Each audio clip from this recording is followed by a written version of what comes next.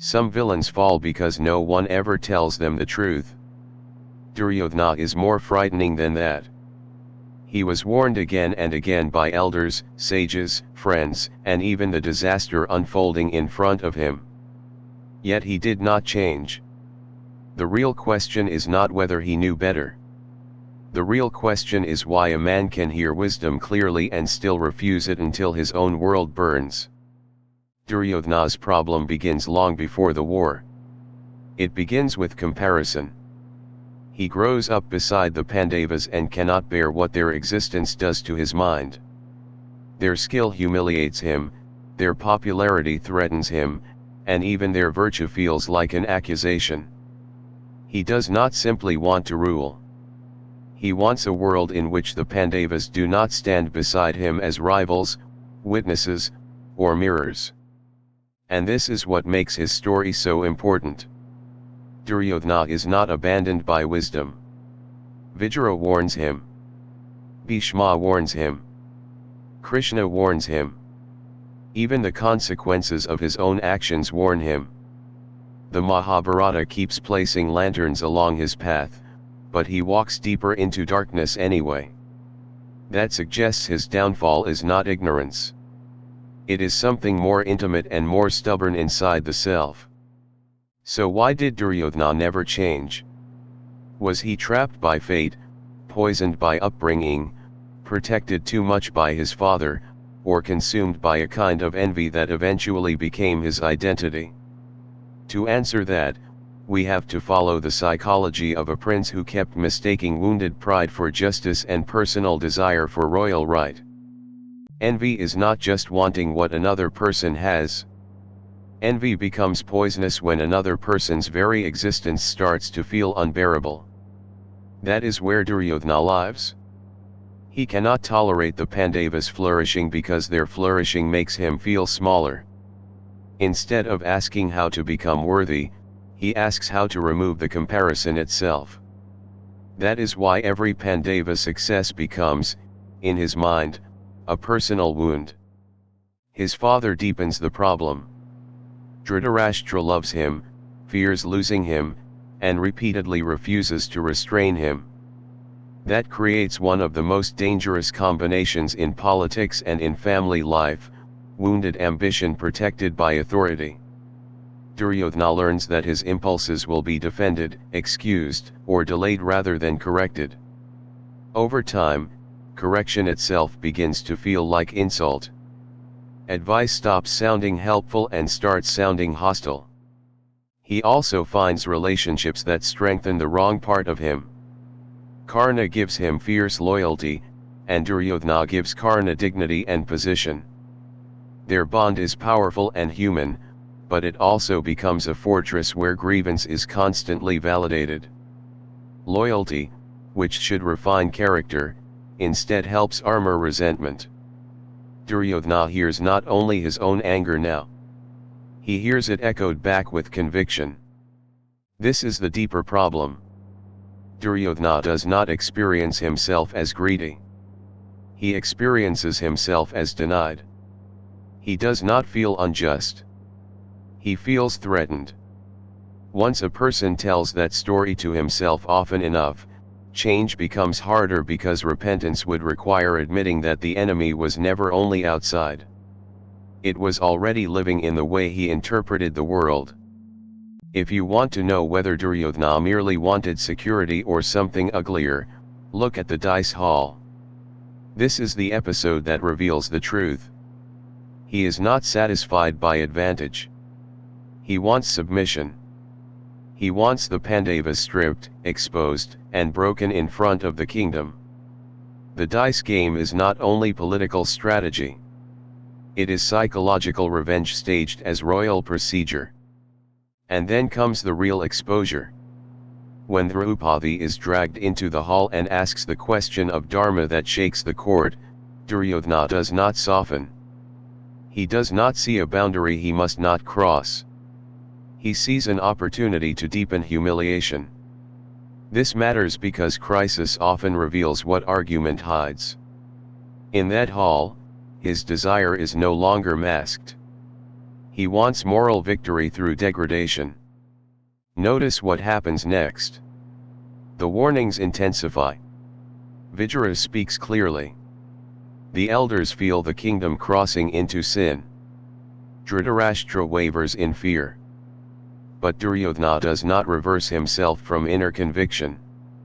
He only yields when power around him trembles.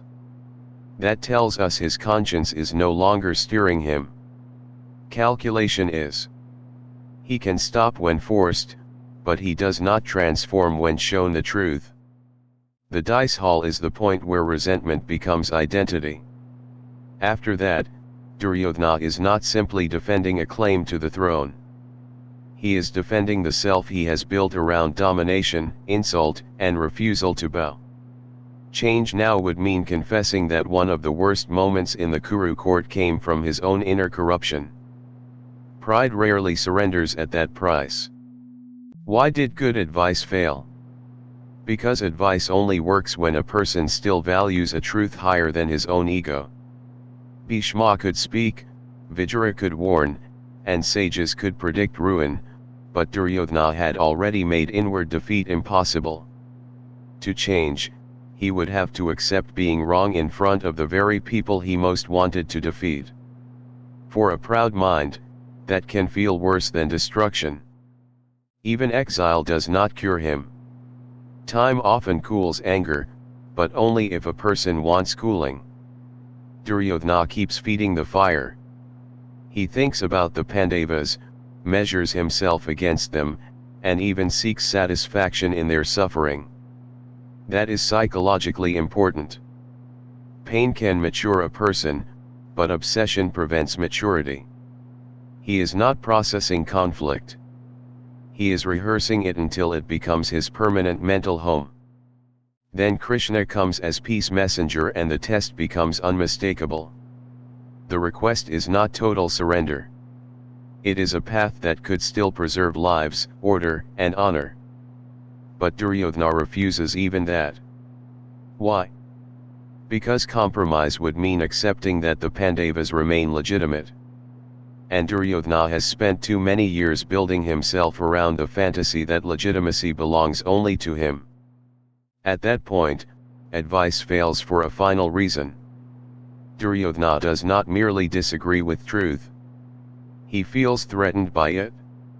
Truth arrives as exposure. Truth would strip him of the story that keeps his pride alive. So he treats wisdom like attack, compromise like defeat, and restraint like weakness.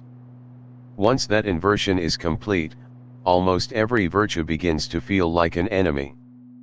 By the time war approaches, Duryodhana is no longer choosing between peace and conflict in any simple sense. He is choosing between survival with humility and destruction with ego intact. And he chooses ego. That is one of the bleakest truths in the Mahabharata.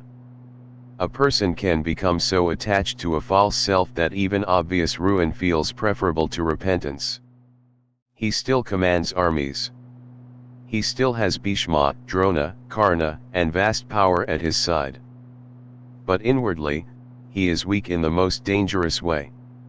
He depends on external force because he cannot govern himself. The outer kingdom looks strong while the inner kingdom has already collapsed. That is why so many powerful people in epics and in history lose everything. Their discipline ends exactly where self-love is threatened. And yet he keeps believing victory will heal him. That is the final illusion of envy. It promises that if the rival is finally crushed, the self will become peaceful. But envy never keeps that promise. Even if Duryodhana had won the war, the mind that produced his hatred would still remain. The wound would search for a new target, because the sickness was never only political. It was moral and psychological. So Duryodhana never changed because change would have required spiritual surrender before political surrender. He would have had to admit that envy had colonized his judgment, that humiliation had become his fuel, and that the throne he wanted to protect had already made him unfit to hold it. That is a hard confession for anyone. For Duryodhana, it was harder than war. So why did Duryodhana never change? Not because truth was absent. Not because warning was weak. Not because fate erased his freedom. He did not change because he protected the story of himself more fiercely than he protected his kingdom. He treated pride as identity, envy as justice, and concession as death. By the time disaster arrived, he had practiced inner refusal for too many years to stop. That is why his story remains painfully modern. People rarely destroy themselves only because they lack information. More often they destroy themselves because the truth threatens the emotional arrangement that lets them feel strong. Duryodhana shows how intelligence can serve ego, how loyalty can serve resentment, and how a repeated warning can still fail when the heart is committed to its own distortion. The lesson is severe but useful. If envy becomes the lens through which you read every rival, every success, and every correction, then no amount of external power will save you. You will keep turning wisdom into insult and mercy into weakness until your own choices close every door. Duryodhana's tragedy is not that he was never told the right path. It is that he kept standing beside it and refusing to turn. That is the final lesson of Duryodhana's refusal to change. A person can lose long before the battlefield if he cannot surrender his ego to truth. If this episode helped you see the Mahabharata more deeply, like this video, subscribe to EkalavyaLearn, and turn on the bell icon so you receive the next story on time. Duryodhana heard every warning, but he chose pride until pride chose his end.